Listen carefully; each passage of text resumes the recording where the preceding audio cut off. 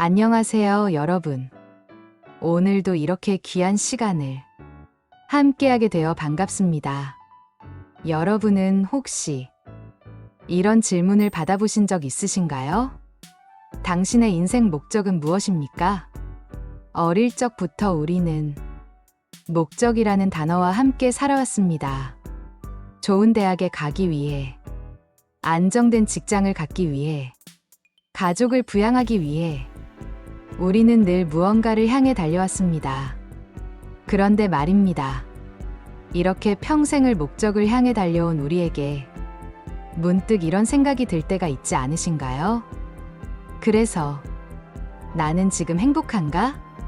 오늘은 여러분과 함께 목적이라는 무거운 짐을 잠시 내려놓고 진정한 행복이란 무엇인지 이야기해 보려 합니다. 제 친구 한 분이 계십니다. 평생 한 가지 목표만 보고 달려온 분이죠. 은퇴 후 제주도에 작은 카페를 여는 것. 30년을 모으고 또 모았습니다. 주말도 없이 일하고, 여행 한번 제대로 못 가고, 오직 그 꿈 하나만 보고 살았죠. 그리고 드디어 그 꿈을 이루었습니다. 바다가 보이는 예쁜 카페를 열었어요. 그런데 그분이 제게 이런 말씀을 하시더군요. 이상하게 허전해. 이제 뭘 하며 살아야 할지 모르겠어. 여러분, 이것이 바로 목적의 역설입니다. 우리는 목적을 이루면 행복할 거라 믿습니다. 하지만 막상 그 목적을 이루고 나면 예상치 못한 공허함이 찾아오곤 하죠. 왜 그럴까요? 그건 우리가 너무 오랫동안 미래의 어떤 순간만을 바라보며 살아왔기 때문입니다. 저 목표만 이루면 행복할 거야. 그때까지만 참자. 지금은 힘들어도 나중을 위해서. 이렇게 생각하다 보면 오늘 지금 이 순간은 그저 통과해야 할 징검다리로만 느껴집니다. 아침에 눈을 뜨는 것도, 가족과 함께 밥을 먹는 것도, 창밖의 햇살을 보는 것도 모두 그저 목적을 향해 가는 과정일 뿐이었죠. 그러다 보니 정작 중요한 것을 놓치게 됩니다. 삶은 목적지가 아니라 여정이라는 것을요. 목적을 이루는 순간은 단 한 번입니다. 하지만 그 목적을 향해 가는 과정은 우리 인생의 대부분을 차지합니다. 만약 그 긴 여정을 견뎌야 할 시간으로만 여긴다면 우리는 우리 삶의 대부분을 불행하게 보내는 것과 같습니다. 순응하며 현실을 살아간다. 이 말을 들으면 어떤 느낌이 드시나요? 혹시 포기나 체념을 떠올리시진 않으셨나요? 하지만 진정한 순응은 그게 아닙니다. 법륜스님께서 이런 말씀을 하셨습니다. 물은 바위를 만나면 돌아갑니다. 하지만 결국 바다에 도착하지요. 물은 바위를 뚫으려 애쓰지 않습니다. 왜 바위가 여기 있어? 하며 화내지도 않습니다. 그저 자연스럽게 흐를 뿐입니다. 이것이 바로 순응의 지혜입니다. 우리 인생에도 수많은 바위들이 있습니다. 나이가 들어 체력이 예전 같지 않은 것, 자식들이 내 뜻대로 되지 않는 것, 건강이 조금씩 약해지는 것, 친구들과 하나둘 이별하게 되는 것. 이런 것들은 우리가 아무리 원한다 해도 바꿀 수 없는 현실입니다. 그렇다면 어떻게 해야 할까요? 바위를 향해 머리를 박으며 왜 내 인생이 이래 하고 괴로워할 것인가요? 아니면 물처럼 아, 이것이 지금 내 모습이구나 하고 받아들이며 여전히 흘러갈 것인가요? 순응은 싸움을 포기하는 게 아닙니다. 바꿀 수 없는 것과의 싸움을 멈추고 내가 할 수 있는 것에 에너지를 쓰는 것입니다.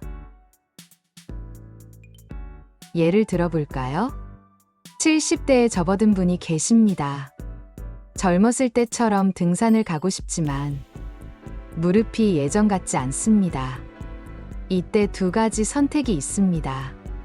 하나는 왜 나이가 들어서 이렇게 됐을까 하며 괴로워하고 우울해하는 것입니다. 다른 하나는 그래, 무릎은 약해졌지만 대신 공원을 천천히 걸으며 꽃 구경을 할 수 있지 하며 새로운 방식으로 자연을 즐기는 것입니다. 어느 쪽이 더 행복한 삶일까요? 순응한다는 것은 내 힘으로 바꿀 수 없는 것을 인정하되 그 안에서도 여전히 아름다움과 기쁨을 찾아내는 것입니다. 강물이 바위를 피해 돌아가듯 우리도 삶의 장애물을 만나면 억지로 맞서지 않고 지혜롭게 흘러갈 수 있습니다. 그리고 이것이야말로 오랜 세월을 살아온 우리만이 가질 수 있는 가장 아름다운 지혜입니다. 젊을 때는 모든 것을 바꾸려 했습니다. 세상을, 타인을, 심지어 나 자신까지도. 하지만 이제 우리는 압니다. 바꿀 수 있는 것과 없는 것의 경계를, 그리고 그 경계를 받아들일 때 비로소 진정한 평화가 찾아온다는 것을요. 나중에 언젠가는 하고 나면 우리는 얼마나 많은 순간들을 이런 말들로 미뤄왔을까요? 정년퇴직하고 나면 여행을 다닐 거야. 아이들이 다 자라면 내 취미 생활을 할 거야. 일이 좀 덜 바빠지면 건강관리를 시작할 거야. 그렇게 우리는 미래의 언젠가만을 바라보며 살아왔습니다. 그런데 말입니다. 그 언젠가가 왔을 때 우리는 과연 준비가 되어 있었을까요? 아닙니다. 왜냐하면 우리는 평생 미래를 기다리는 연습만 해왔기 때문입니다.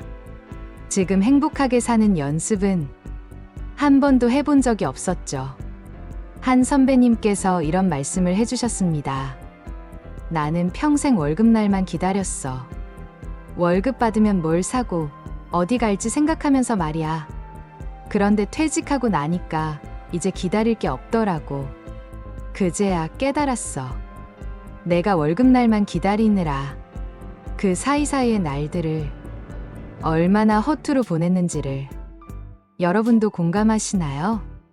우리는 큰 날만 기다렸습니다. 자녀의 결혼식, 손주의 돌잔치, 정년퇴직, 그런 특별한 날들이 인생의 하이라이트라고 믿었죠. 하지만 진실은 이렇습니다. 인생은 특별한 날들로 이루어진 게 아니라 평범한 날들로 이루어져 있습니다. 그리고 바로 그 평범한 날들이야말로 우리 삶의 전부입니다. 아침에 눈을 뜨는 것, 창문을 열어 바람을 느끼는 것, 따뜻한 차 한 잔을 마시는 것, 익숙한 길을 천천히 걷는 것, 저녁 노을을 바라보는 것. 이 모든 순간들이 사실은 기적 같은 선물입니다. 그래도 이런 평범한 일상이 뭐가 그렇게 대단한가요? 이렇게 생각하실 수도 있습니다. 그렇다면 이렇게 한번 상상해 보세요. 만약 내일 아침 더 이상 눈을 뜰 수 없다면, 차 한 잔의 온기를 느낄 수 없다면, 사랑하는 사람의 목소리를 들을 수 없다면, 그때 우리는 깨닫게 될 것입니다. 우리가 평범하다고 여겼던 모든 순간들이 얼마나 소중한 것이었는지를요. 그러니 이제 연습해 봅시다. 순간순간을 크게 사는 법을요. 아침에 눈을 뜨면, 아, 나는 오늘도 새로운 하루를 시작할 수 있구나 하고 감사해 보세요. 밥을 먹을 때는 이 음식이 내 몸에 영향이 되고 힘이 되는구나 하고 느껴보세요. 걸을 때는 내 다리가 나를 이렇게 데려다 주는구나 하고 고마워해 보세요. 거창한 게 아닙니다. 그저 지금 이 순간에 온전히 깨어 있는 것입니다. 과거를 후회하지 말고, 미래를 걱정하지 말고, 오직 지금 여기에 존재하는 것, 그것이 바로 순간순간을 크게 사는 법입니다. 그리고 이렇게 현재를 온전히 살아갈 때 우리는 비로소 깨닫게 됩니다. 행복은 먼 미래에 있는 게 아니라 바로 지금, 이 순간에 있다는 것을요. 그렇다면 어떻게 하면 이 현재의 행복을 더 잘 느낄 수 있을까요? 제가 여러분께 한 가지 방법을 소개해드리고 싶습니다. 바로 감사 노트 쓰기입니다. 또 감사일기예요? 이렇게 생각하실 수도 있습니다. 많이 들어본 이야기니까요. 하지만 정말로 실천해보신 분은 많지 않으실 겁니다. 알고는 있지만 행하지 않는 것, 그것이 우리의 가장 큰 문제입니다. 감사 노트는 어렵지 않습니다. 거창할 필요도 없습니다. 매일 저녁 잠들기 전에 단 3가지만 적어보세요. 오늘 감사했던 것 3가지. 예를 들면 이런 것들입니다. 오늘 아침 창문을 열었을 때 맑은 공기가 폐에 가득 들어왔다. 점심에 먹은 된장찌개가 어머니가 끓여주시던 맛이 났다. 저녁 산책 중에 만난 길고양이가 내 다리에 몸을 비볐다. 이렇게 작은 것들입니다. 거창한 행운이나 특별한 사건이 아니어도 됩니다. 오히려 그런 평범한 순간들을 감사의 눈으로 바라보는 것, 그것이 핵심입니다. 왜 이것이 중요할까요? 우리의 뇌는 습관의 동물이기 때문입니다. 매일 밤 감사한 것을 찾다 보면 우리 뇌는 점점 감사할 거리를 찾는 것에 익숙해집니다. 그러면 하루를 살면서도 자연스럽게 좋은 것, 아름다운 것, 감사할 것들이 눈에 들어오기 시작합니다. 마치 새 차를 사면 길거리에서 그 차가 자주 보이는 것처럼요. 실제로 차가 갑자기 많아진 게 아닙니다.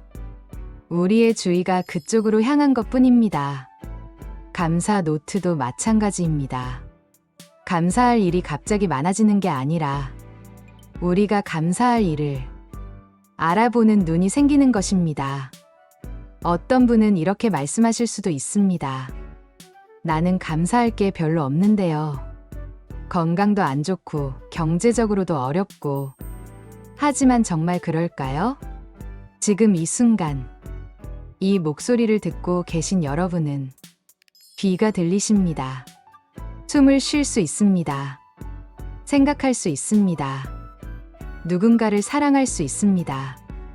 이 모든 것이 당연한 게 아닙니다. 병원에 가보면 압니다. 숨 쉬는 것조차 힘든 분들이 계십니다. 사랑하는 사람을 기억하지 못하는 분들도 계십니다. 우리가 당연하다고 여기는 모든 것들이 사실은 엄청난 축복입니다. 그러니 오늘 밤부터 시작해보세요. 작은 공책이나 수첩에 혹은 휴대전화 메모장에 단 3줄만 적어보는 겁니다. 오늘 감사했던 것 3가지. 처음에는 어색할 수 있습니다. 하지만 일주일, 한 달, 석 달, 이렇게 계속하다 보면 여러분의 세상이 조금씩 달라 보이기 시작할 것입니다. 똑같은 하루를 살아도 감사의 눈으로 보면 매일이 선물 같은 날이 됩니다. 여기까지 함께 해주신 여러분 고맙습니다. 오늘 우리는 목적의 역설에 대해 이야기했습니다. 수능의 지혜를 나눴습니다. 현재를 사는 법을 배웠습니다. 그리고 감사의 힘을 확인했습니다. 이 모든 이야기를 한마디로 정리하면 이렇습니다. 삶은 목적지가 아니라 여정이며 그 여정 자체가 선물이다. 우리는 너무 오랫동안 무언가가 되기 위해 살아왔습니다. 좋은 학생이 되기 위해, 훌륭한 직원이 되기 위해, 책임감 있는 부모가 되기 위해. 하지만 이제는 그 무거운 짐을 내려놓을 때가 되지 않았을까요? 더 이상 무엇이 되기 위해 사는 게 아니라 그냥 사라지는 대로 사는 것. 물이 흐르듯, 바람이 부는 듯, 꽃이 피어나듯 그렇게 자연스럽게 억지로 애쓰지 않고 지금 이 순간을 온전히 느끼며 살아가는 것. 그것이 바로 우리가 평생 찾아 헤맸던 행복이 아닐까 합니다. 여러분, 내일 아침 눈을 뜨면 오늘은 무엇을 이뤄야 하지? 하고 묻지 마세요. 대신 이렇게 물어보세요. 오늘은 어떤 작은 기쁨을 느낄 수 있을까? 오늘은 무엇에 감사할 수 있을까? 오늘 이 순간은 얼마나 소중할까? 그리고 그 답을 하루하루 살아가며 찾아보세요. 그것이 바로 목적을 내려놓고 지금 행복을 사는 법입니다. 오늘도 이렇게 귀한 시간을 함께 해주셔서 진심으로 감사드립니다. 여러분 모두 오늘 이 순간이 가장 아름다운 순간이기를 바랍니다. 행복하세요.